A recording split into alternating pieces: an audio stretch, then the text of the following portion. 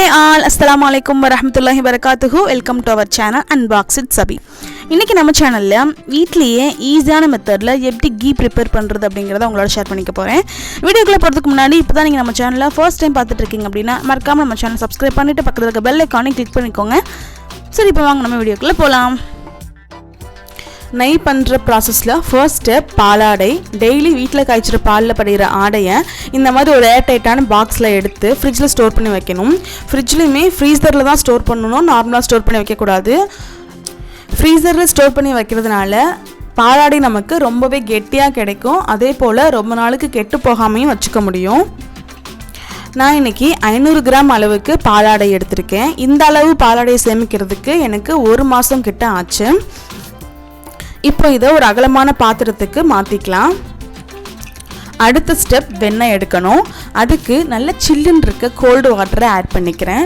கண்டிப்பாக cold water தான் use பண்ணணும். வார்ம் வாட்டரோ நார்மல் வாட்டரோ யூஸ் பண்ணக்கூடாது. சில்லுன்னு இருக்கிற தண்ணி ஊற்றும் போது தான் நமக்கு வெண்ணெய் கிடைக்கும்.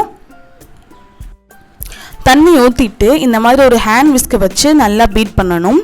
ஸ்டார்டிங் பண்ணும்போது கொஞ்சம் கஷ்டமாக இருக்க மாதிரி இருக்கும். ஆனால் நீங்கள் தண்ணி ஊற்றி பண்ணும்போது உங்களுக்கு ஈஸியாக வெண்ணெய் கிடச்சிரும். இந்த வெண்ணெய் எடுக்கிற ப்ராசஸை நீங்கள் மிக்சியில் கூட பண்ணலாம். ஆனால் ஃபர்ஸ்ட் டைம் பண்ணும்போது சொதப்படுறதுக்கான சான்சஸ் நிறையா இருக்குது. அதனால தான் நான் இதை ஹேண்ட் விஸ்கில் பண்ணி காமிச்சிருக்கேன். மிக்ஸி யூஸ் பண்ணி பண்ணுறதும் உங்களுக்கு வேணும் அப்படின்னா நீங்கள் கமெண்ட் பாக்ஸில் கமெண்ட் பண்ணுங்கள். கண்டிப்பாக நான் உங்களுக்காக அதையும் மேக் பண்ணுறேன். ஹேண்ட் விஸ்கில் பண்ணும்போது டைம் கொஞ்சம் எடுத்துக்கும். ஆனால் ஃபர்ஸ்ட் டைம் பண்ணுறவங்களுக்கு இந்த மெத்தட் ரொம்ப ஈஸியாக இருக்கும். 20 மினிட்ஸில் எனக்கு வெண்ணெய் கிடச்சிருச்சு. 5 நிமிஷத்துக்கு ஒரு தடவை நீங்கள் தண்ணி ஊற்றி பீட் பண்ணுங்கள். கண்டிப்பாக கோல்டு வாட்டர் தான், அதை மட்டும் மிஸ் பண்ணிடாதீங்க. நல்லா பீட் பண்ணதுக்கு பிறகு பார்த்தீங்கன்னா வெண்ணெய் தனியாகவும் தண்ணி தனியாகவும் நமக்கு பிரிஞ்சு வந்துடும். இதில் எல்லோ கலரில் தெரிகிறது எல்லாமே வெண்ணெய், வெள்ளை கலரில் தெரிகிறது பார்த்திங்கன்னா தண்ணி. இப்போது இதிலிருந்து வெண்ணெயை எடுத்து நம்ம இன்னொரு பவுலுக்கு ட்ரான்ஸ்ஃபர் பண்ணணும். அந்த பவுலில் இருக்க தண்ணியும் நல்லா சில்லுன்னு இருக்கிற மாதிரியான தண்ணியாக எடுத்துக்கோங்க. இந்த மாதிரி கொஞ்சம் கொஞ்சமாக கையில் வெண்ணெய் எடுத்துட்டு லைட்டாக ப்ரெஸ் பண்ணி அதில் இருக்க தண்ணியெல்லாம் பிழிஞ்சு விடுங்க. ரொம்ப லைட்டாக ப்ரெஸ் பண்ணணும். ரொம்ப அழுத்தி ப்ரெஸ் பண்ணிட்டீங்கன்னா வெண்ணெயும் சேர்ந்து அதோட போயிடும். இப்படி நம்ம எல்லா வெண்ணெயுமே எடுத்ததுக்கப்புறம் மிச்சம் இருக்க தண்ணி நமக்கு தேவையில்லை, அதை நம்ம கீழே ஊற்றிடலாம். இப்போது இந்த வெண்ணெயை நல்லா கழுவணும். ஏன்னா இன்னுமே அதில் தண்ணி இருக்கும். கழுவுறதுலாம் ரொம்ப தேய்ச்சலாம் கழுவிடாதீங்க, ரொம்ப ப்ரெஸ் பண்ணியும் கழுவக்கூடாது. ஜஸ்ட்டு சும்மா அந்த தண்ணியில் லைட்டாக அதை திருப்பி போட்டால் போதும். பார்த்திங்களா, ஒயிட்டாக தெரிகிறது எல்லாமே அதில் இருக்க தண்ணிங்க தான். ஸோ இந்த மாதிரி ஒரு 3-4 தடவை நம்ம இதை கழுவி எடுக்கணும். 4 தடவை கழுவுனதுக்கு அப்புறம் இந்த அளவுக்கு தண்ணி நமக்கு தெளிவாக கிடச்சிருக்கு.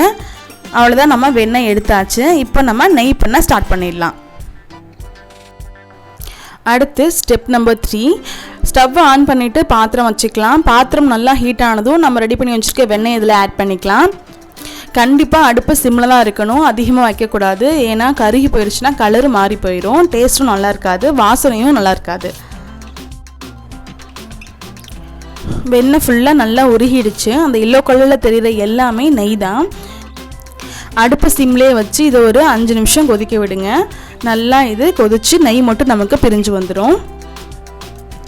ஒரு தடவை இதை நீங்கள் வீட்டில் பண்ணிட்டீங்க அப்படின்னா அடுத்து நீங்கள் நெய் கடையில் வாங்கவே மாட்டீங்க, அவ்வளோ நல்லா இருக்கும். இப்போ பார்த்தீங்கன்னா அந்த எல்லோயிஷ் கலர்லாம் குறைஞ்சிட்டு தெளிவாக ஆரம்பிக்கும்.